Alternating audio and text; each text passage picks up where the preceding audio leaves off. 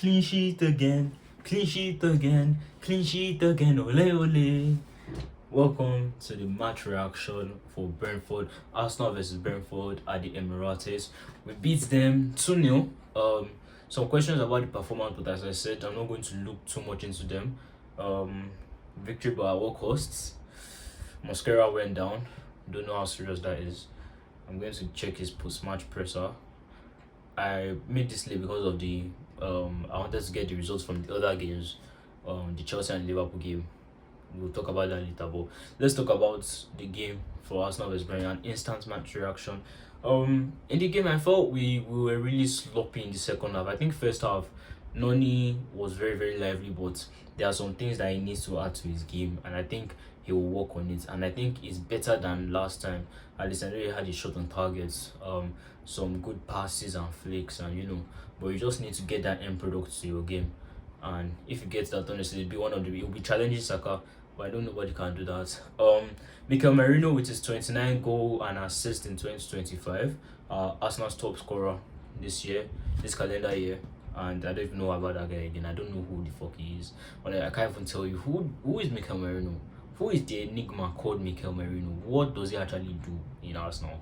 Is he a midfielder? Is he a striker? Is he a false nine? Who knows? Is he a defender?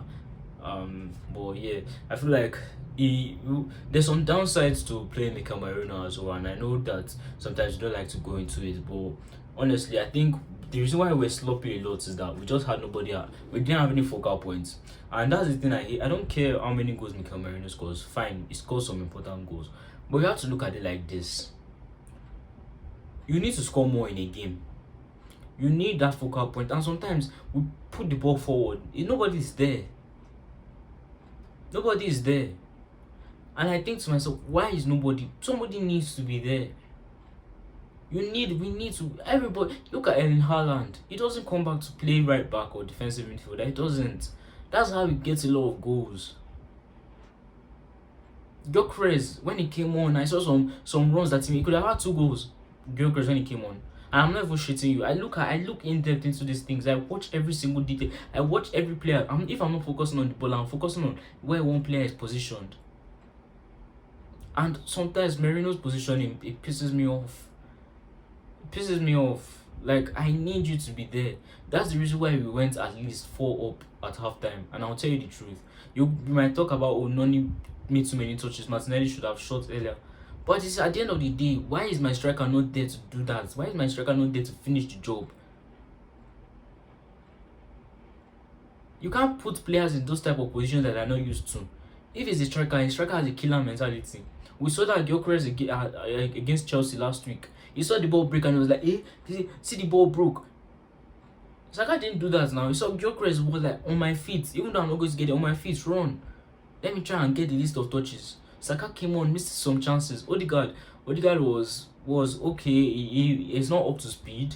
He's still good. He's that type of player that gets you out. It's an out pass if you need one. If you want to get out of the back, you can pass to him. He will advance the ball. He's a very good ball carrier.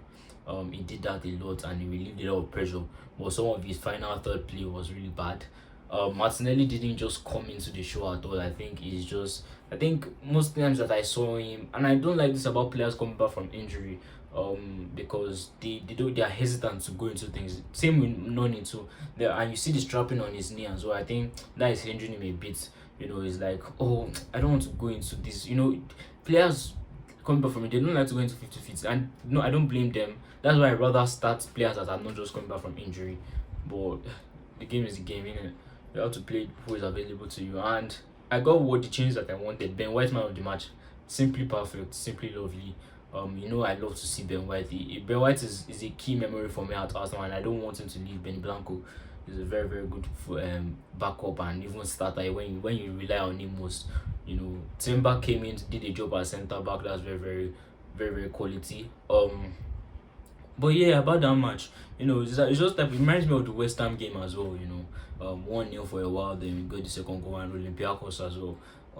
But that's whether it's sloppy or whether it's good. At the end of the day, you win. You're the better team. We talk about City yesterday. They scored 5-1. They considered, for me, that's a bit upper, maybe a bit in the upper echelons of on the edge, but at the same time, clean sheets. 2-0 Brentford, always a hard game, as I said in my match preview, but we did the job. Now it's on to Aston Villa lunchtime Saturday. We need to do what we have to do there. Just go into that game, don't overwork what you need to do. Just try put your head down, go for what you need to do. They came back from 2-0 against Brighton this night, which was a very good result for them. They moved up to third. And now what I wanted to say, and this is why this for me is a turning point in my life as a fan or as an Arsenal supporter. And is it the turning point in the essence is that I've matured a lot. And I think this is where my cry to Arsenal fans was not from a place of idiocracy, it was from a place of common sense. And I don't like to brag, I don't like to boast, I don't like to be proud, but you guys see what I was trying to say. Arsenal fans are too reactionary, they don't back their club. If I look at that game against Chelsea, I would say my team did what they needed to do. I would say my team did what they could do. I would say my team did not go for what is above them. They didn't. They said that okay, this is what we can get and we'll get it. They did mere capacity, both mentally and physically. Losing your two starting centre backs, and then having to start forming a new partnership.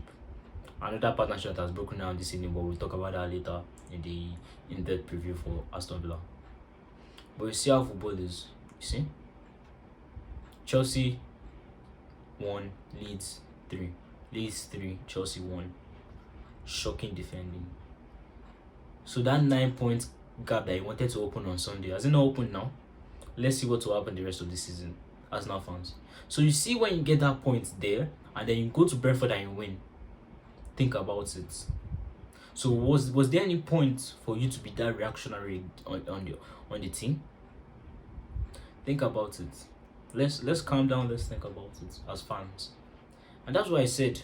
And this is ultimate proof that if we don't win the league this season, it's just because of the fans. Because the fans can't let go and back their team. I don't care whether we finish second. See, the only reason why people think that finishing second is bad for a club is because of your rivals.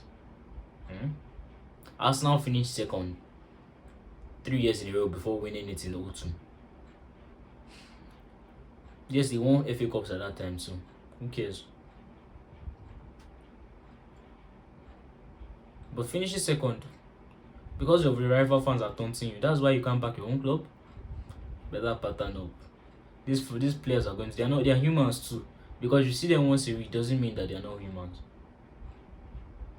They are humans too. They see everything that you do. If you think they don't, oh well and good. That's why you're going to lose the league. But for me, if I tell you now, better hear what I've said, support your team. Because you've seen how the Premier League is. Do what is in your power and you get what you deserve. Don't put your fate in other people's hands. The past 3 seasons we've been saying, we need Man City to drop points. Oh, why can't you say we need Arsenal to gain points? Why can't you say let's do what we have to do? Why can't you get Man City and Liverpool out of your mind and say Arsenal, we are do this? Why can't you get out of your mind as fans? What do you think the players will say when they look at us? They don't even trust us to do our job. When they are saying that let's get what we can get and let's hope that Liverpool do this. Oh, let's hope that City do this. Why can't you hope and know that Arsenal will do this? Look, if you want to win this league as fans, you are going to have a party. You might not get the trophy, you might not leave the trophy, but as fans, you are going to be a big part in it. Trust me. Arsenal 2, Brentford 0. 9 points clear of Chelsea, 5 points clear of Manchester City at the top. Aston Villa moves to third. Come on, you Gunners.